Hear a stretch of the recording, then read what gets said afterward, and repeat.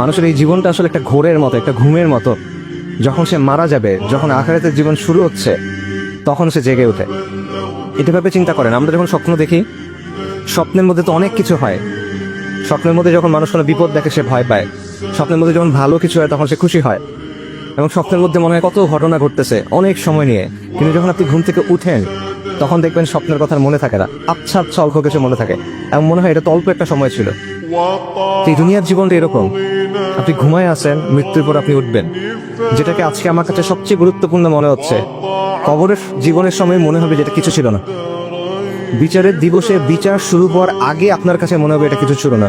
বিচার শুরু হয় নাই এখনো, জান্নাত জাহান্নামের জীবন এখনো শুরু হয় নাই। জাস্ট ইয়াউমুল কিয়ামাতে বিচার শুরু হওয়ার আগের যে সময়টা, ওই সময়টাতে আপনার কাছে মনে হবে যে দুনিয়ার জীবন এটাতে একটা মুহূর্ত ছিল শুধু। কিন্তু এখন আমরা সবকিছু ভুলে এই জিনিসটা নিয়ে চিন্তা করতেছি শুধু।